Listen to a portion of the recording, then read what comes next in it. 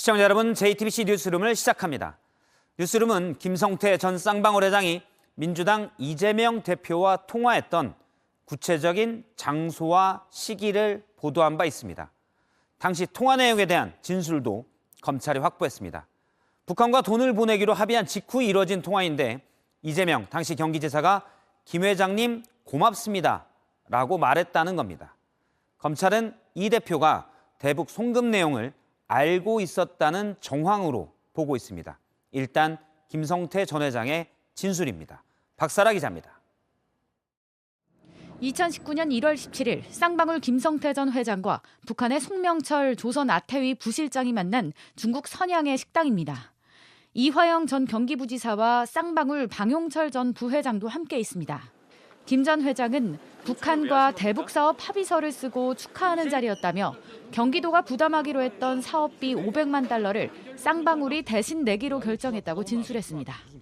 바로 이때 이화영 전 부지사가 경기지사였던 민주당 이재명 대표를 바꿔줘서 통화가 이뤄졌다고 주장했습니다. 김 전 회장은 이 대표가 아이고 김 회장님 고맙습니다라고 했다며 대북 송금이 아니면 이 대표가 고맙다고 할 이유가 없다고 진술한 것으로 파악됐습니다. 함께 있었던 방용철 전 부회장도 김 전 회장이 통화에서 나라를 위한 것 아니겠느냐고 말했다며 통화 목격을 인정한 것으로 알려졌습니다. 김 전 회장은 이후 2019년 1월에 200만 달러, 4월과 11월에는 각각 300만 달러씩 모두 800만 달러를 북한에 보냈다고 진술했습니다. 이 중 11월에 300만 달러는 이재명 대표의 방북을 위한 자금이었다는 입장입니다. 특히 이화영 전 부지사가 500만 달러와 300만 달러 모두 이 대표가 알고 있다고 했다고 검찰에 진술했습니다. 그러면서 이재명 대표를 대통령으로 만들기 위해 북한에 돈을 보낸 것이라는 주장을 하고 있는 것으로 파악됐습니다. 검찰은 김 전 회장 진술의 사실관계를 확인하는 한편 이 대표와의 연결고리로 지목된 이 전 부지사에 대한 조사도 이어갈 계획입니다. JTBC 박사라입니다. 김성태 전 회장과 이재명 대표의 전화통화는 한 번이 아니었다는 진술도 검찰이 확보했습니다.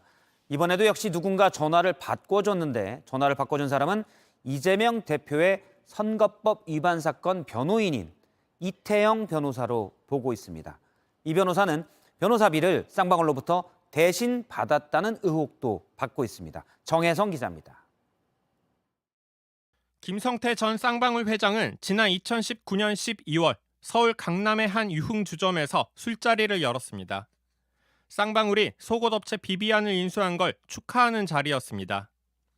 참석 인원은 6명이었는데 이 자리엔 검찰 출신 이태영 변호사가 있었습니다. 이태영 변호사는 쌍방울 계열사가 된 비비안 임원으로 이름을 올리고 1년 후 이재명 경기도 산하기관 이사를 지냅니다. 이 대표 선거법 위반 사건 변호인으로도 활동했습니다. 특히 이 대표 변호인을 맡으면서 수임료 20억 원을 쌍방울 전환사채로 받았다는 의혹을 받는 인물입니다. 검찰은 이런 이태영 변호사가 비비안 인수 축하 술자리에서 이 대표에게 전화를 걸었고 김 전 회장을 바꿔줬다는 진술을 확보했습니다. 한 참석자는 김 전 회장 옆자리에 이태영 변호사가 앉았고 이재명 지사와 연결해줬다며 취하지 않은 상태에서 서로 대화했다고 했습니다. 김 전 회장의 한 측근은 회장님은 자기 전화기로 외부인과 통화하지 않고 꼭 제3자 전화기로 한다고도 했습니다. 지난 2015년 주가 조작 혐의로 구속된 뒤부터 전화기를 주기적으로 바꾸는 등 흔적을 남기지 않기 위한 습관이란 겁니다. 또 검찰은 지난 2019년 5월 김 전 회장 경조사에 당시 이재명 지사 비서실장이 조문했던 사실도 확인했습니다. 두 사람의 접점이 계속 드러나고 있는 겁니다. 이태영 변호사는 술자리가 기억 안 난다며 이 지사와 통화를 연결해 줄 만한 위치가 아니었다고 해명했습니다. 이 대표 측은 질문에 답하지 않았습니다. JTBC 정혜성입니다. 이재명 대표는 대북 송금 의혹을 전면 부인했습니다. 검찰의 신작 소설이라고도 했습니다. 국민의힘은 총체적 국기문란이라고 했습니다. 이희정 기자입니다.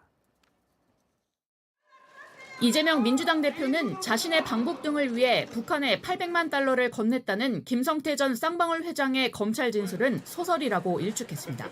아마 검찰의 이제 신작 소설이 나온 것 같은데 종전의 창작 실력으로 봐서 잘 안 팔릴 겁니다. 검찰 출석 날짜에 대해선 침묵했지만 김 전 회장의 대북 송금 관련 발언에는 적극 반박한 겁니다.